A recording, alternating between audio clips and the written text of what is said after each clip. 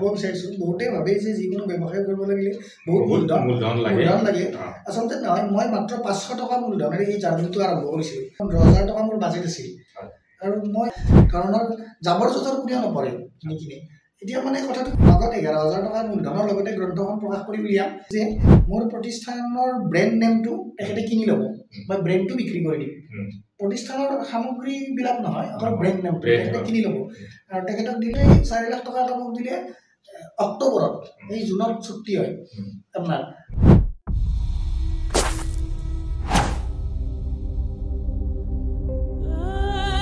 ভিডিঅ'টি চাবলৈ আৰম্ভ কৰাৰ বাবে আপোনালোকক ধন্যবাদ আপোনালোকে চাই আছে সময় নিনাদৰ বেদিক ৰেডিঅ' অনুষ্ঠান আলাপত আজি আমি আলোচনা কৰিম স্বাৱলম্বিতা খণ্ডৰ ওপৰত আজি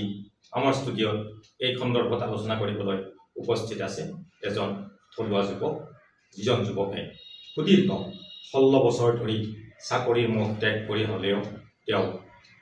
গ্ৰন্থ প্ৰকাশনৰ সৈতে জড়িত হৈ স্বাৱলম্বী হ'বলৈ সক্ষম হৈছে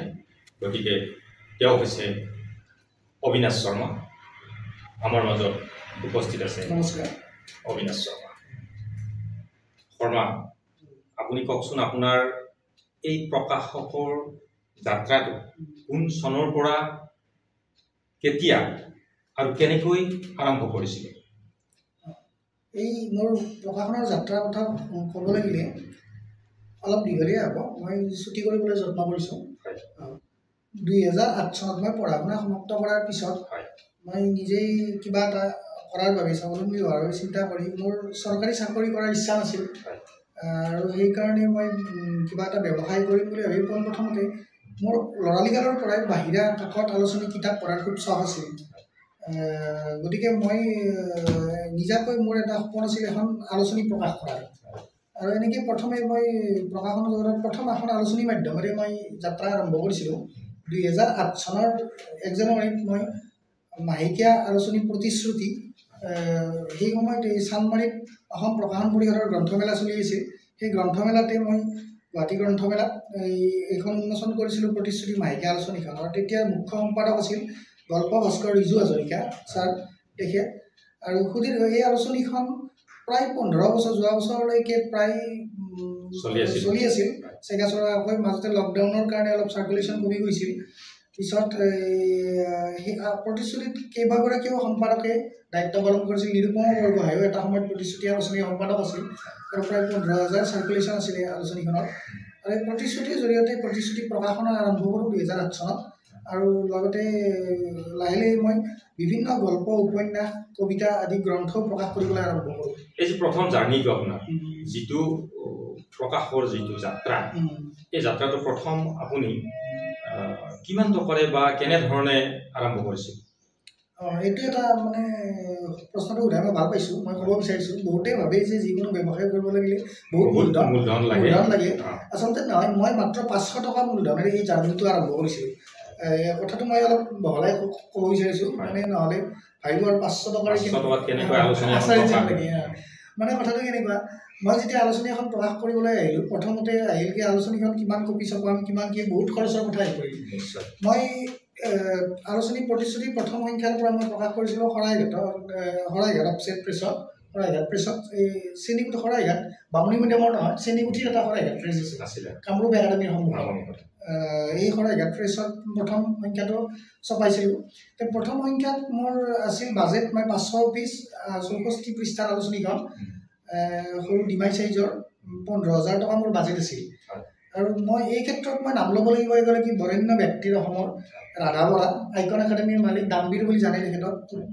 ৰাধা বৰাদেৱে তেখেতৰ আইকন একাডেমীৰ এটা বিজ্ঞাপন দিছিল 20,000 টকাৰ মোক আলোচনীখনত মই তেখেতৰ ওচৰলৈ গৈছিলোঁ প্ৰথম কপিটো এবছৰলৈ চুক্তি হৈছিল তেখেতে এইবছৰ মোক 20,000 টকাকৈ এটা বিজ্ঞাপন শেষ পৃষ্ঠাত icon academy icon commerce college ৰাজগড়ত এটা বিজ্ঞাপনৰ বাবে চুক্তি মোক প্ৰতিশ্ৰুতি দিছিল আচলতে ৰিজু হাজৰিকা ছাৰৰ লগত মুখ্য সম্পাদক তেতিয়া ৰিজু হাজৰিকা অবৈতনিকভাৱে আছিল তেখেতৰ লগত ৰাধা ছাৰৰ এটা সম্পৰ্ক আছিল আৰু তেতিয়া আৰু এগৰাকী ব্যক্তি আছিল উত্তৰ পূব ভাৰত হৰিদেৱ সংঘৰ সম্পাদক কান্তেশ্বৰ কলিতা তেখেতেও এই আলোচনীখনত জড়িত আছিল ৰিজু হাজৰিকা ছাৰে তেখেতকো জড়িত কৰাইছিল আৰু উল্লেখ্য যে ৰাধা বৰা হৰিদেৱ সংঘৰ প্ৰেছিডেণ্ট আছিল উত্তৰ পূব ভাৰত সেই সূত্ৰে কান্তেশ্বৰ কলিতাদেৱ আৰু ৰিজু হাজৰিকা ছাৰৰ চিনাকি জৰিয়তে চিনাকি হৈ ৰাধা বৰাদেৱে এইখিনি বৰান্যতা দেখুৱাইছিল আৰু মই এই যে 500 টকাৰে আৰম্ভ কৰা বুলি ক'লোঁ মই 500 টকাৰে মই আপোনাৰ নিজৰ মূল্য মই 500 টকাৰে প্ৰথমতে মই বছৰেকীয়া গ্ৰাহক মুক্তিৰ কিছু ৰচিদ ছপাইছিলোঁ আৰু সেই ৰচিদ মানে মই আলোচনীখনৰ দাম নিৰ্ধাৰণ কৰিছিলোঁ 10 টকা আৰু এই বছৰ কোনোবাই ছাবস্ক্ৰিপশ্যন ল'লে 120 টকাৰ আলোচনীখন 100 টকাত পঢ়িব পাব 20 টকা ৰেহাই তেনেকৈ মই 100 টকাকৈ প্ৰায় 500 মানুহৰ পৰাই 50,000 টকা কালেকশ্যন কৰিছিলোঁ সেই 50,000 টকাটোৰে মানে 500 টকাৰে মই ৰচিদ ছপাই মই মানে মোৰ লগ বন্ধু আত্মীয় স্বজন চিনাকি মানুহৰ পৰা এটা সময়ত মানে ৰাস্তাত মোক দেখা পালে মানুহে কামৰ পাইছিল মানে অভিত আছে মানে পকেটত ৰিচিভ বহিটো থাকে যাকে লগ পাওঁ মই অলপ কেজুৱেলি কৈছোঁ কথাটো মানে তেনেকৈ যেতিয়া মই এই 50,000 টকা মই বৰঙণি মানে এটা কেপিটেল হ'ল সেই 50,000 টকাৰ 35,000 টকাৰে মই মালিগাঁও ইউনিক চলিউশ্যন নামৰ এখন দোকানৰ পৰা তেতিয়া মানে এই দুৰ্গা পূজাৰ বতৰ আছিল দুৰ্গা পূজাৰ সময়ত মানে কি হ'ল 2007 চনৰ কথা মানে কম্পিউটাৰ চলিউশ্যনৰ এখন দোকানত পূজাৰ অফাৰ দি আছিল সেই অফাৰত মই এই কাগজখন পাই মই এই দোকানখনলৈ গৈছিলোঁ গৈ এই 35,000 টকাৰে মই এটা লেপটপ কিনিছিলোঁ লেপটপ আৰু 15,000 টকা মই একাউণ্টত ৰাখি মই এই লেপটপত মই নিজে ডিটিপি মই নিজে কৰিছিলোঁ মেগাজিনৰ সমস্ত কাম আনকি এনেকুৱা আছিল ৰিজু হাজৰিকা ছাৰে সম্পাদকীয়ত লিখি দিয়ে 2-এটা লেখা কিন্তু নতুন আলোচনী এখনত কোনেনো লেখা দিব আৰু লেখকৰ পাৰিশ্ৰমিক দিয়াৰ কথা থাকে বিভিন্ন গতিকে আলোচনীখনৰ সৰহভাগ লেখাই মই বিভিন্ন ছদ্মনামত লিখিব লগা হৈছিল ৰিজু হাজৰিকা ছাৰে আৰু আমাৰ লগত প্ৰথমৰ পৰা আছিল সুৰঞ্জনা শৰ্মা নামৰ এগৰাকী গল্পকাৰ আছিল নতুন প্ৰজন্মৰ এই সময়ত তেওঁ গৌৰীশী চন্দ্ৰপ্ৰসাদ শইকীয়াৰ পুৰস্কাৰো পাইছিল প্ৰাগত পঢ়ি আছিল ছোৱালীজনীয়ে তেওঁৰ লগত চিনাকি হ'ল তেওঁ আলোচনীখনত ৰিজু হাজৰিকা মুখ্য সম্পাদক হিচাপে ৰখাৰ লগতে এই সুৰঞ্জনা শৰ্মা আছিল সম্পাদক প্ৰতিষ্ঠাপক আৰু মই প্ৰকাশক তথা কাৰ্যবাহী সম্পাদক হিচাপে এই প্ৰতিশ্ৰুতি আলোচনীখন মানে চলাইছিলোঁ আৰু এই ৰাধা বৰাৰ 20,000 টকাটোৰে মই 15,000 আলোচনীখনৰ ছপা খৰচ বাকী চাৰ্কুলেশ্যন বা অন্যান্য খৰচ যিখিনি আৰু মই গুৱাহাটীত থকা মই তেতিয়া অবিবাহিত আছিলোঁ গুৱাহাটীত গতিকে মই ঘৰ ভাড়া দিয়াৰ পৰা মই গোটেইখিনি খৰচ আপোনাৰ লগত আৰু সহকাৰী কোনোবা আছিল সেই সময়ত নাছিল সেই সময়ত আমি এই 3গৰাকী মই লেপটপত গোটেই কামখিনি কৰি মই এই ফটাশিলামবাৰীৰ ছফ্টেক ইনফয়েড নামৰ এটা প্ৰতিষ্ঠানত ডিটিপিৰ তাত মানে লেআউটৰ কামখিনি কৰিছিলোঁ প্ৰণৱ ঠাকুৰীয়া তেওঁ লেআউট কৰি দিছিল আৰু চিডিত আনি মই শৰাইঘাটত দি দিওঁ গুৱাহাটীত তেওঁলোকে প্ৰিণ্ট কৰে আৰু গোটেই মেগাজিনখিনি হাতেৰে নিজে বান্ধি হাতত লৈ মই পল্টন বজাৰৰ ASTC কুৰিয়াৰ অৰিন্দম কুৰিয়াৰ এইবিলাকৰ জৰিয়তে গোটেই অসমত কৰোঁ আৰু এই আলোচনীখনৰ প্ৰথম প্ৰতিষ্ঠা মানে প্ৰথম যিটো সংখ্যা উন্মোচন হৈছিল 2008 চনৰ জানুৱাৰীত কনক সেন ডেকা দেৱে সাহিত্যসভাৰ তদানীন্তন সভাপতি কনক সেন ডেকা ছাৰে উন্মোচন কৰিছিল তাত সাহিত্যসভাৰ প্ৰাক্তন সভাপতি পৰমানন্দ ৰাজবংশী ছাৰ আছিল উপস্থিত যে গুৱাহাটী বিশ্ববিদ্যালয়ৰ এই সময়ৰ ভাষা বিজ্ঞান বিভাগৰ মুৰব্বী অধ্যাপিকা ডক্টৰ জ্যোৎস্না ৰাও ডাঙৰীয়ানী আৰু দয়ানন্দ পাঠক ছাৰ প্ৰাগজ্যোতিষ মহাবিদ্যালয়ৰ অধ্যক্ষ আছিল তেতিয়া দয়ানন্দ পাঠক ছাৰ এহেসকল ব্যক্তি এই উপস্থিতিত অসম প্ৰকাশন পৰিষদৰ গুৱাহাটী গ্ৰন্থমেলাত মোৰ এই আলোচনীখন উন্মোচন হৈছিল আৰু তাৰপিছত লাহে লাহে মই আলোচনীৰ জৰিয়তে বিভিন্ন লেখকৰ লগত মোৰ চিনাকি হ'ল আৰু তেনেকৈ মই প্ৰথম গ্ৰন্থ প্ৰকাশ কৰিছিলোঁ এই প্ৰতিশ্ৰুতিৰ পৰাই ৰিজু হাজৰিকা ছাৰৰে মোৰ বাগিচাৰ সুগন্ধি ফুল নামৰ ছাৰৰ নিৰ্বাচিত গল্প সংকলন এখন তাৰপিছত দ্বিতীয় এখন ছাৰৰে লজ্জা নামৰ গল্প সংকলন এখনৰ দ্বিতীয় সংস্কৰণ তেনেকৈ আৰম্ভ কৰি লাহে লাহে বিভিন্ন লেখকৰ গ্ৰন্থৰ প্ৰকাশৰ কাম কৰিব ধৰিলোঁ তেনেকৈ মানে প্ৰকাশনটো আগবাঢ়ি গ'ল মাজতে এখন কিবা সাপ্তাহিক নে 15-দিনীয়া কাকত এখন হয় এখন মই কেইবাখনো কাকত আলোচনী উলিয়াইছিলোঁ মই অসম জাতীয়তাবাদী যুৱ ছাত্ৰ পৰিষদৰ মুখ্য উপদেষ্টা প্ৰাক্তন দিলীপ পাটগিৰিৰ মুখ্য সম্পাদনাত আৰু মানৱ অধিকাৰ সংগ্ৰাম সমিতিৰ সচিব এই লাচিত বৰদলৈ দেৱৰ সম্পাদনাত স্বদেশ নামৰ এখন সাপ্তাহিক বাতৰি কাকত উলিয়াইছিলোঁ সেইখনত প্ৰায় 1.5 বছৰ চলাইছিলোঁ আৰু লগতে এখন জোনাকী গাৰেং নামৰ পষেকীয়া সাংস্কৃতিক কাকতো মই উলিয়াইছিলোঁ সেইখনৰ সম্পাদক আছিল দিগন্ত চৌধুৰী সাংস্কৃতিক প্ৰতিবেদক আছিল তেওঁ প্ৰতিদিন টাইমতো কাম কৰিছিল এই দিগন্ত চৌধুৰী সম্পাদনাত জোনাকী গাৰেংখনো উলিয়াইছিলোঁ এইখনো প্ৰায় 1.5 বছৰ চলিছিল খুব উন্নত মানদণ্ডৰ ছপা কাগজেৰে এইখন মানে ৰঙীন পৃষ্ঠাৰে এইখন উলিয়াইছিলোঁ আৰু লগতে এখন বিভিন্ন শাব্দিক নামৰ এখন এই আমাৰ জনপ্ৰিয় কণ্ঠশিল্পী জুবিন গাৰ্গৰ দেউতাক কপিল ঠাকুৰৰ সম্পাদনাত শাব্দিক নামৰ এখন দুমহীয়া কবিতাৰ আলোচনীও কিছুদিন উলিয়াইছিলোঁ মই কিন্তু এই ক'ভিডৰ সময়ত এই কাকত আলোচনীসমূহ মানে বিভিন্ন আৰ্থিক পৰিস্থিতিৰ কাৰণে বন্ধ কৰিব লগা হ'ল। এতিয়া আপুনি অকল গ্ৰন্থ প্ৰকাশতে এতিয়া মই গ্ৰন্থ প্ৰকাশ আৰু এখন মই ৰাজনৈতিক আলোচনী এখন চলাই আছো, অলপ কম চাৰ্কুলেশ্যনৰে। কি নাম এইখন আছাম টুডে। এইখন আলোচনী মই যোৱা বছৰ এপ্ৰিলত আৰম্ভ কৰিছিলোঁ। প্ৰথম অৱস্থাত খুব ভালে সঁহাৰি পাইছোঁ যদিও এতিয়া মানে ছপা মাধ্যমৰ কিছু মানে কথাটো কেনেকুৱা, কাকত আলোচনী এতিয়া মানে ছেটেলাইট চেনেল বা পৰ্টেলবিলাক এই কথাটোৱে মই আপোনাক মানে কম বুলি ভাবিছিলোঁ। যিহেতু আপুনি ধৰক চাকৰি ত্যাগ কৰি হ'লেও এই গ্ৰন্থ প্ৰকাশৰ সৈতে আলোচনী প্ৰকাশ, গ্ৰন্থ প্ৰকাশ বা কাকত প্ৰকাশৰ সৈতে আজি দীৰ্ঘ 16 বছৰ ধৰি জড়িত হৈ আছে, বা আপোনাৰ আচল যৌৱন কালটো হয়তো আপুনি ইয়াতে দিলে। গতিকে এতিয়াতো ডিজিটেল মানে যুগ, মানে বিজ্ঞান প্ৰযুক্তিৰ সভ্যতাৰ লগে লগে ধৰক আধুনিক ব্যৱস্থাত এতিয়া ডিজিটেল মাধ্যমৰ প্ৰাসংগিকতা ব্যাপক হাৰত বাঢ়িছে। এনে সময়ত যে মানুহে কয় কেতিয়াবা কিতাপ কাগজ বা বাতৰি কাকতৰ প্ৰাসংগিকতাটো হ্ৰাস পাইছে, যে আপুনি এজন মানে থলুৱা অসমীয়া যুৱক হিচাপে যিহেতু 16 বছৰ ধৰি এই প্ৰকাশৰ সৈতে জড়িত হৈ আছে, যে এই ক্ষেত্ৰত আপুনি কি ক'ব বিচাৰে? মই কথাটো তেনেকৈ নাভাবোঁ। মানে মূল কথাটো হৈছে এতিয়া ছায়েন্স টেকন'লজিৰ লেটেষ্ট ডেভেলপমেণ্টৰ ফলত ছপা মাধ্যমৰো বিভিন্ন প্ৰযুক্তি উন্নত হৈছে। ফলত মানে গ্ৰন্থ এখন প্ৰকাশ কৰি বা ছপা কৰি উলিওৱাটো টকা থাকিলে সম্ভৱ হৈছে। কিন্তু ইয়াত কথা আছে মানদণ্ড বা কোৱালিটিৰ কথা, পঢ়ুৱৈৰ কথা। এতিয়া এনেকুৱা নহয়, যদি অসমত ছপা মাধ্যম বা গ্ৰন্থ নচলিলে হয়, তেনেহ'লে অসীমত যাৰ হেৰাল সীমাৰ দৰে গ্ৰন্থ বাৰে বাৰে সংস্কৰণ প্ৰকাশ নাপালে হয়, প্ৰান্তিকৰ দৰে আলোচনী 20-25 হাজাৰ নচলিলে হয়, বা তেনেকুৱা ধৰণৰ কথাটো। কিন্তু মানে কথাটো হৈছে কি, এতিয়া কাকত আলোচনীৰ সংখ্যা বঢ়াৰ ফলত সেই অনুযায়ী ভাল লেখক বঢ়া নাই। পাঠক আছে, ভাল গ্ৰন্থ বা ভাল লেখাৰ পাঠক আছে, কিন্তু মানে এই কাকত আলোচনীৰ লেখকৰ চাহিদা পূৰণ কৰিবলৈ এতিয়া লেখাবিলাকৰ মানদণ্ড বিচাৰ নকৰাকৈ যধে মধে লেখা প্ৰকাশ কৰাৰ ফলত মানে পাঠকে সোৱাদ নোপোৱা হৈছে, মানে ৰুচিবোধ বিলাক সলনি হৈছে, বা ধৰণৰ জাবৰ জোঁথৰ কোনেও নপৰে নিকিনে। এতিয়া মানে কথাটো কেনেকুৱা হৈছে, আপুনি উন্নত ছপা বন্ধাৰে ভাল কোৱালিটিত কিতাপ এখন উলিয়াব, কিন্তু কিতাপৰ ভিতৰত লিখিছে কি, তাৰ মানদণ্ড কি, সেইটোও নিৰ্ভৰ কৰে। আপুনি এসোপামান জাবৰ লিখি ভাল কাগজত দামী কাগজত ছপাই দিলে এইখন পাঠকে নচলে। গ্ৰন্থখনৰ দ্বাৰা কি মেছেজ দিব বিচাৰিছে, বা গ্ৰন্থখনত পঢ়ুৱৈ কিমানখিনি সুখপাঠ্য হৈছে, ভিতৰৰ লেখাখিনি গভীৰতা কিমান, পাঠকে কিমান গ্ৰহণযোগ্য,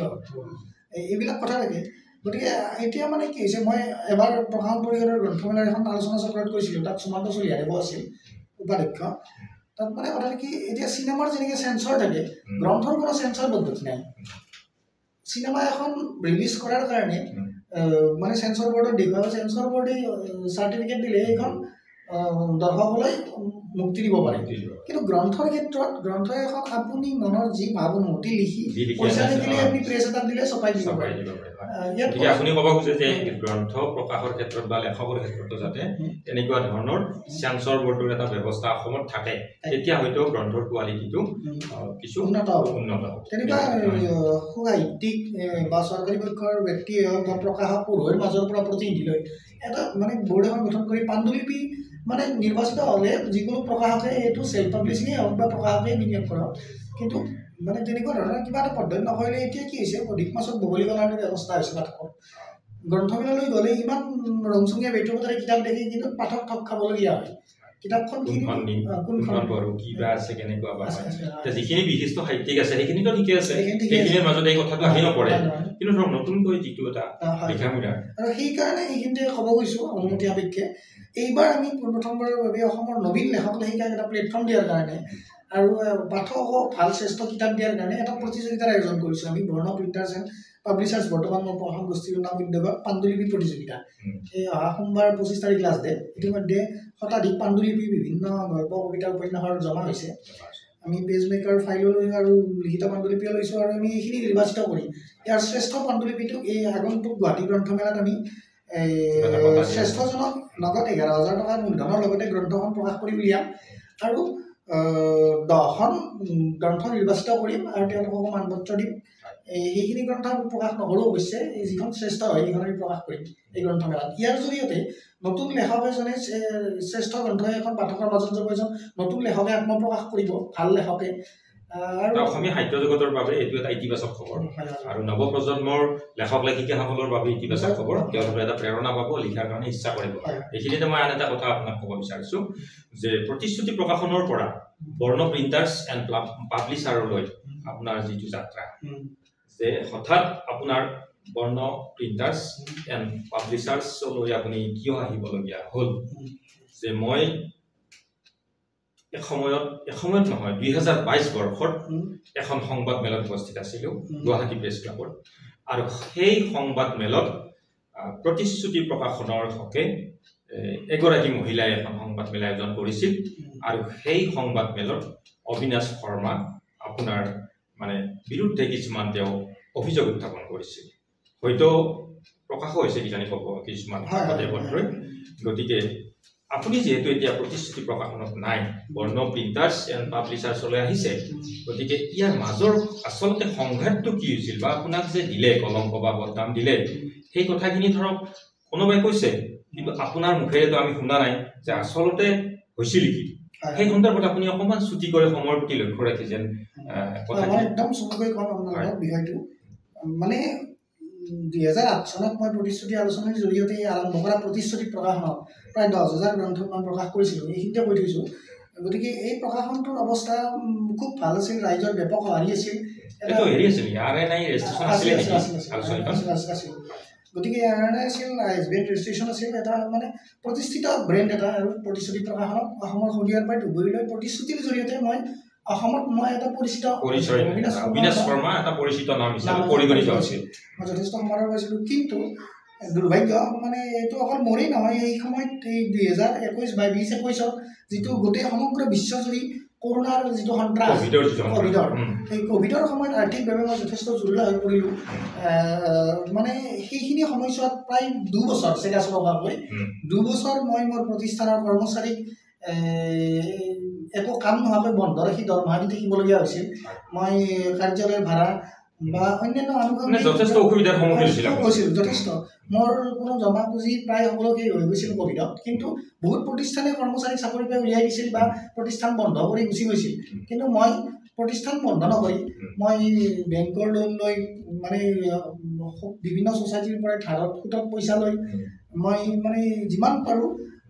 মোৰ লগত কাম কৰা চেষ্টা কৰিছিল তেওঁলোকৰ এটা পৰিয়াল আমি এতিয়া মূল কথালৈ তাৰপিছত মানে সেই সংকটৰ সময়ত মই এজন মানে সহযোগী বিচাৰিলোঁ মই বিজনেছ পাৰ্টনাৰ হিচাপে কাৰণ অকল মই মোৰ নিজৰ জীৱন জীৱিকাৰ কথাই নহয় মই আৰু 10জনক সংস্থাপন দি যিটো উদ্দেশ্যৰে কৰিছিলোঁ গতিকে সেই বস্তুটো মই জীয়াই ৰাখিব পাৰোঁ তেতিয়া মই ছ'চিয়েল মিডিয়াৰ যোগেদিও কৰিছিলোঁ মই বিচাৰি তেতিয়া মই এই মহিলাগৰাকী মই নামটো ইয়াত উল্লেখ নকৰোঁ জনাই জানে তেখেতক মই তেখেতৰে এখন কিতাপ মই সৰু ছুটি ইংৰাজী উপন্যাস এখন মই পাব্লিছ কৰিছিলোঁ মোৰ প্ৰকাশনৰ যোগেদি সেই সূত্ৰে চিনাকি গতিকে ছ'চিয়েল মিডিয়াত যেতিয়া মই মানে বিনিয়োগকাৰী বিচাৰি মানে বিজ্ঞাপন দিছিলোঁ ছ'চিয়েল মিডিয়াত তেতিয়া তেখেতে বিষয়টো আগবাঢ়ি আহিছিল আৰু আগবাঢ়ি কথা বাৰ্তা পাতোঁতে মানে তেখেতৰ লগত মানে শেষ পৰ্যায়ত এটা চুক্তিত উপনীত হৈছিলোঁ মানে মৌখিকভাৱে যে মোৰ প্ৰতিষ্ঠানৰ ব্ৰেণ্ড নেমটো তেখেতে কিনি ল'ব মই ব্ৰেণ্ডটো বিক্ৰী কৰি দিম প্ৰতিষ্ঠানৰ সামগ্ৰীবিলাক নহয় অকল ব্ৰেণ্ড নেমটো তেখেতে কিনি ল'ব আৰু তেখেতক দিলোঁ এটা নিৰ্দিষ্ট মূল্যৰ বিনিময়ত আৰু সেইমতে চুক্তি হ'ল আৰু তেখেতে তেতিয়া ক'লে যে যিহেতু ইমান বছৰ আপুনি এই প্ৰতিষ্ঠানটো চলালে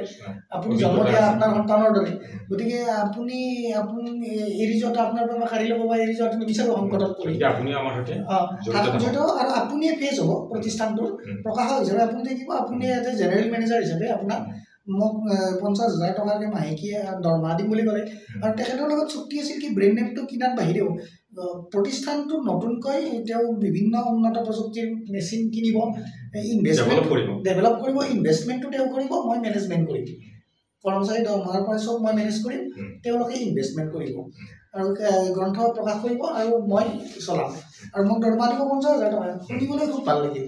আৰু মই ভাবিলোঁ কি মই নিজে মালিক হৈ থাকিব লাগে বুলি কথা নাই যদি প্ৰতিষ্ঠানটো জীয়াই থাকে বহুতৰে সংস্থাপন মুকলি হ'ব থাকিব গতিকে প্ৰতিষ্ঠান এটা বন্ধ কৰাতকৈ মই নিজেই লাগে মালিকী স্বত্ব এৰি দিম মই কৰ্মচাৰী হিচাপে থাকোঁ সেই মনোভাৱেৰে মই তেখেতৰ লগত এখন লিখিত চুক্তি কৰিলোঁ কিন্তু দুৰ্ভাগ্যজনক কথা তেখেতে চুক্তিমৰ্মে মোৰ 2022 চনৰ জুনৰ 30 তাৰিখৰ পিছত চুক্তি হৈছিল, 30 তাৰিখে হৈছিল চুক্তি, জুলাই মাহ গ'ল, তেওঁ মানে চুক্তি কৰাৰ পিছতো মোক চুক্তি মৰ্মে পইচা দিয়া নাছিল। তাৰপিছত তথাপিও আগষ্টত মোৰ প্ৰেছাৰত যে এতিয়া চুক্তি কৰি দিলোঁ, ইয়াতে ইমান দিন ৰৈ দিব, মোৰ বহুত লাইবিলিটিজ থাক। তেতিয়া আগষ্টত 1 তাৰিখে মই তেখেতে এটা ঘৰ ভাড়া ল'লে সৰুমতৰীয়াত, তাত মই শিফ্ট কৰিলোঁ। মোৰ সামগ্ৰী কম্পিউটাৰ যি আছিল, প্ৰকাশনৰ প্ৰায় 15-16 লাখ টকাৰ কিতাপ আছিল, 2-3টা কম্পিউটাৰ, টেবুল, চকী, মেজ লৈ সোমাই গ'লোঁ। সোমাই যোৱাৰ পিছত প্ৰথম মাহটো তেখেতে মোক দৰমহা দিলে, কিন্তু পিছলৈ দৰমহা দিলে আৰু তেওঁ যিটো বিনিয়োগ কৰা মেচিন অনা কথা আছিল, তেওঁ মানে ডিচেম্বৰ আহি পালে, গ্ৰন্থমেলা আহি পালে, তেওঁ কোনো মেচিন নিকিনিলে। আৰু গতিকে মোৰ কম্পিউটাৰ অকল দিয়াৰ বাকী কৰ্মচাৰীৰ দৰমহা ময়ে উলিয়াই দিব লাগে, কামৰ প্ৰেছাৰ। আৰু মই দৰমহা খুজিলে কয় যে আপুনি 50,000 টকা দৰমহা লৈ আপুনি মেনেজ কৰিব নোৱাৰে, মেনেজাৰ। মানে আল্টিমেটলি কথাটো এনেকুৱা হ'ল যে আগতে মই যেনেকৈ কাম কৰি মই কাম আনিছিলোঁ, ময়ে মেনেজ কৰি কৰ্মচাৰী দৰমহা দিছোঁ, ময়ে চলাব লাগিব, তেখেত এনে মালিক। আৰু তেখেতে 4 লাখ টকা এটা মোক দিলে অক্টোবৰত, এই জুনত চুক্তি হয় আপোনাৰ। সেয়েৰে মোৰ লাইবিলিটিজখিনি নহ'ল আৰু কিতাপৰ মই গোটেই উলিয়াই দিব নোৱাৰিলোঁ মাৰ্কেটত। সংঘাতটো হ'ল কি, তেওঁ ইনভেষ্ট কৰা কথা আছিল, মই বিনিয়োগ কৰা, মই মেনেজ কৰা কথা আছিল, কিন্তু ইনভেষ্ট নকৰিলে। কিন্তু ইনভেষ্ট নকৰিলে মই ওলাই আহিব খুজিলোঁ। ওলাই আহিব খুজোঁতে তেখেতে মোক মানে ওলাই আহিলে মোক এই ব্ৰেণ্ডটো ইউজ কৰিব নিদিয়ে, কাৰণ এগ্ৰিমেণ্ট হৈ গ'ল তেওঁ। তেতিয়া মানে আৰু মই মোৰ বস্তু সামগ্ৰীখিনি ঘূৰাই বিচাৰিলোঁ, এইখিনিও তেওঁ নিদিয়া, আৰু তেওঁ সেই 4 লাখ টকাটো ঘূৰাই বিচাৰিলে। মই সামগ্ৰীবিলাক কম্পিউটাৰ এইবিলাক বিক্ৰী কৰা নাছিলোঁ, মই তেওঁৰ ব্ৰেণ্ড নেম দি দিছিলোঁ। আৰু ব্ৰেণ্ড নেমটো দিয়াৰ বিনিময়ত তাৰপিছত তেওঁ যেতিয়া অকল 4 লাখে নহয়, এই যে 6 মাহ সেই ঘৰটোত থাকিলোঁ, তেওঁ তাৰে 67,000 ভাড়া আৰু প্ৰায় 3.5 লাখৰ ওপৰত 7.5 লাখ টকা তেওঁ উভতাই দিলেহে তেওঁ মোক মানে হেৰি দিব, প্ৰতিশ্ৰুতি নামটো ব্যৱহাৰ কৰিব দিব। তেতিয়া মই তেওঁক সেই নামটো মোক নালাগে বুলি কৈ মোৰ বস্তু গোটেই সামগ্ৰী, কিতাপ পত্ৰ চব তাত এৰি থৈ মই এখন লিগেল নটিচ পঠাই দিলোঁ। মোৰ দৰমহা যি চুক্তি আছিল বা পাবলগীয়া টকা, আৰু যদি টকাটো নিদিলেও বস্তুখিনি ঘূৰাই দিয়াৰ কাৰণে লিগেল চুক্তিৰ উত্তৰতো তেওঁ তাৰমানে উল্টাকে মোকে ফোন কৰি আইনী ভাবি দিলে, ব্যৱস্থা ল'ম বুলি কিবা কিবি ক'লে। কিন্তু তেওঁ আইনী ব্যৱস্থা লোৱাৰ কাৰণে তেওঁৰ হাতত একো এভিডেঞ্চ নাই, আৰু সেইকাৰণে তেওঁ মোক বদনাম কৰাৰ কাৰণে তেওঁৰ এই কৰ্মচাৰীৰ জৰিয়তে ছ'চিয়েল মিডিয়াত মোৰ বিৰুদ্ধে বিভিন্ন লিখিলে, প্ৰেছ ক্লাবত প্ৰেছ মিট দিলে, পৰ্টেলতো কিবা কিবি ক'লে, প্ৰবঞ্চনা কৰা বুলি। আচলতে প্ৰবঞ্চিত ময়ে হ'লোঁ, কাৰণ ইমান ডাঙৰ প্ৰতিষ্ঠান এটাত মই ইমান কৰ্মচাৰীৰ দৰমহা, ঘৰ ভৰা সকলো মই মেনেজ কৰি মেইনটেইন কৰিব পাৰিলে, আৰু তেওঁ মেচিন কিনাৰ কথা কওঁতে তেওঁ লোন লৈ কিনিব খুজিলে, কোটেশ্যন বিচাৰিলে, আৰু লোনৰ EMI-টো 1.5 লাখ টকা মই উলিয়াই দিব লাগিব বুলি মোক প্ৰেছাৰ দিলে। যদি লোন লৈ EMI ময়ে কাম আনি প্ৰফিট কৰি দিব লাগে, তেনেহ'লে মোকতো তেওঁ তাতে ব্ৰেণ্ড বিক্ৰী কৰাৰ কথা নাছিল, মই মালিক হয়, ময়ে লোন লৈ চলাব পাৰিলোঁ হয়। মেইন সংঘাতটো এইটো, বুজিলে? আমি বেছি ভিতৰলৈ নাযাওঁ, এই বিষয়টো তাৰপিছত মই ওলাই আহি আমি ভিতৰলৈ বেছি নাযাওঁ, মানে মূল কথাখিনি এইকাৰণে আমি মানে অনুগ্ৰহ দিছোঁ অকণমান, যে মানে এই বিষয়টো এটা সময়ত চৰ্চা হৈছিল, মানে বেপাৰে আৰু এইখিনি এটা নক'লে অসুবিধা হ'ব। চাওক, যদি মই কিবা প্ৰবঞ্চক বা ঠগ হ'লো হয়, মই এই লাইনটোত নাথাকিলোঁ হয়, কাৰণ মই মানে গ্ৰাহকৰ ওপৰত মানে মোৰ ওপৰত বিশ্বাস নাথাকিলে মই এই ব্যৱসায়টোত থাকিব নোৱাৰিলোঁ। গতিকে মোৰ ইমান বছৰৰ পৰিক্ৰমাত মই যিখিনি লেখক পাঠকৰ লগত জড়িত হৈ আছোঁ, তেওঁলোকৰ মোৰ ওপৰত আস্থা থকাৰ কাৰণে মই এই ৰাতিৰ ভিতৰতে নাম সলাই নতুন প্ৰতিষ্ঠান এটা গঢ়ি। সেই সংঘাতৰ পিছত আপুনি প্ৰতিশ্ৰুতি প্ৰকাশনৰ পৰিৱৰ্তে বৰ্ণ প্ৰিণ্টাৰ্ছ এণ্ড পাব্লিচাৰ্ছৰ জন্ম দিলে, আৰু এতিয়া আপুনি বৰ্ণ প্ৰিণ্টাৰ্ছৰ জৰিয়তে কাম কৰি আছে। এই 16 বছৰীয়া পৰিক্ৰমা, আপোনাৰ কৰ্মৰ যি পৰিক্ৰমা, এই পৰিক্ৰমাত আপুনি এতিয়ালৈ কিমান গ্ৰন্থ ছাপালে, প্ৰকাশ কৰিলে? মই 10,000তকৈ অধিক গ্ৰন্থ, বিভিন্ন ভেৰাইটিৰ শিশু গ্ৰন্থ, উপন্যাস, গল্প, এই হলক বহুত প্ৰকাশ কৰিছোঁ। আৰু ইয়াৰ ভিতৰত বিশেষ গ্ৰন্থ, বিশেষ প্ৰতিষ্ঠিত ৰাইটাৰৰ, লেখকৰ মানে কি গ্ৰন্থ বা কোন মানে লেখকৰ প্ৰকাশ কৰিছে? গ্ৰন্থৰ নাম সঠিককৈ মনত নাই, দুই এখন। মই নিৰুপমা বৰগোহাঁইবাইদেউৰ অনুপম নিৰুপম নামৰ নিৰ্বাচিত সংকলন এখন উলিয়াইছোঁ, তেওঁৰ এখন আত্মজীৱনীমূলক উপন্যাসো উলিয়াইছোঁ, এনেকৈ নিৰুপমা বৰগোহাঁইবাইদেউৰ কেইবাখনো উলিয়াইছোঁ,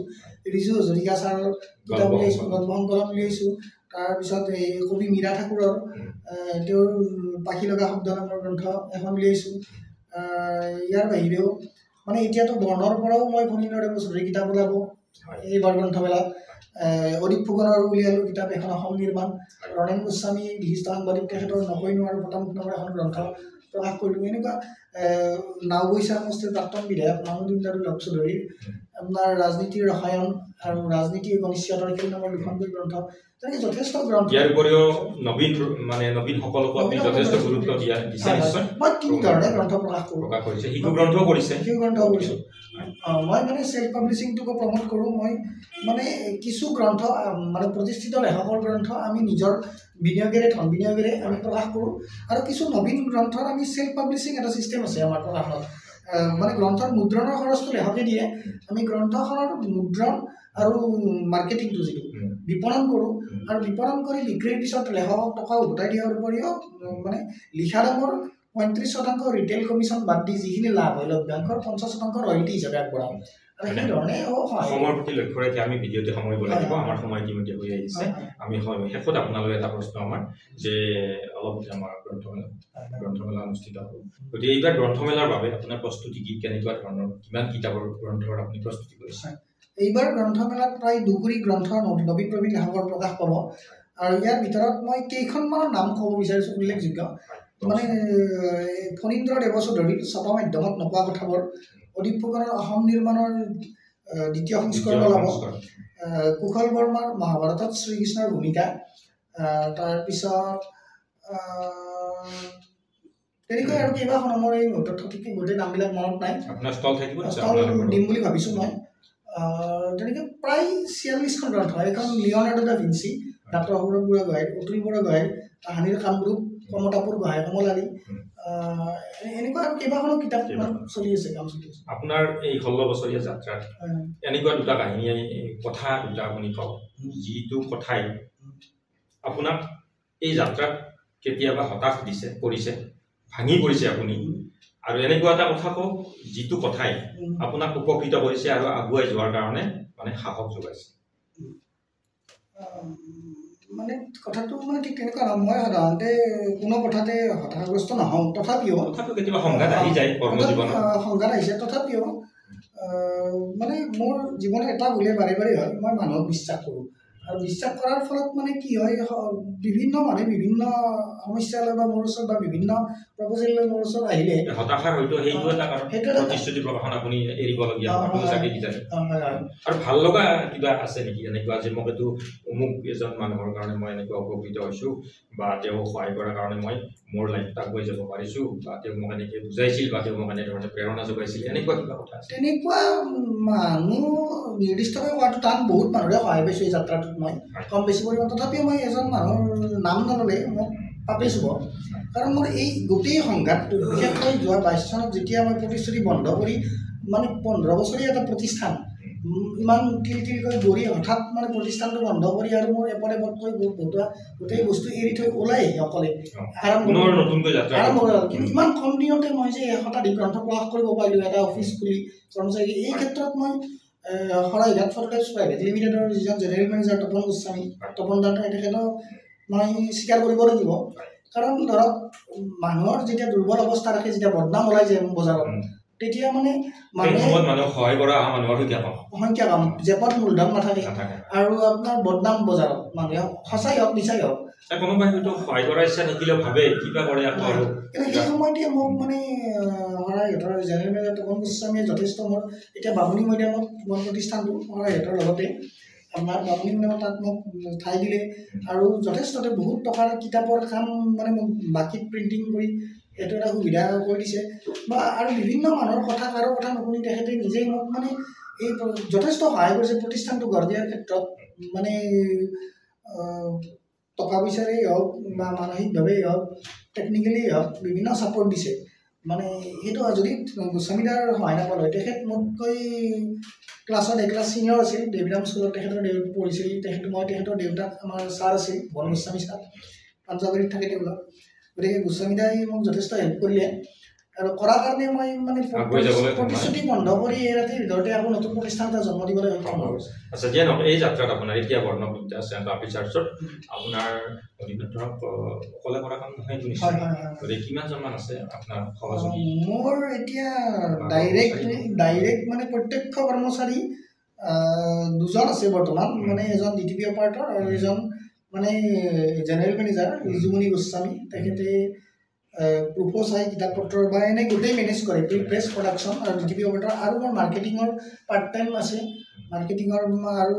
ডিজাইনাৰ এজন আছে প্ৰাঞ্জল গগৈ যেন ধৰক 5জন মানুহ আপোনাৰ এই যাত্ৰাত নিশ্চয় আছে গতিকে আপোনাৰ এই উদ্যোগে হয়তো আপোনাৰ লগতে নিশ্চয় এই 5জন থলুৱা যুৱক যুৱতী কিছু পৰিমাণে হ'লেও মানে অৰ্থনৈতিকভাৱে উপকৃত কৰিছে বা স্বাৱলম্বিতা হোৱাৰ ক্ষেত্ৰত সহায় কৰিছে গতিকে আপোনাৰ এই যাত্ৰাত এইটো এটা ইতিবাচক গুণ হয়তো আপোনাৰ এই যাত্ৰাই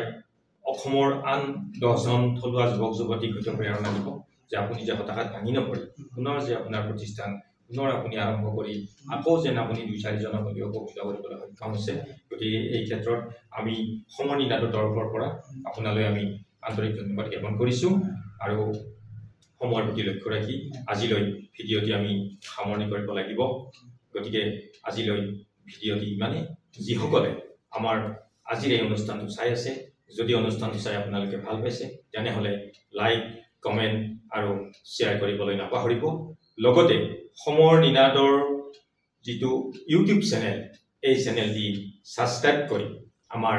যাত্ৰাপথৰ সহায়ক হ'ব নমস্কাৰ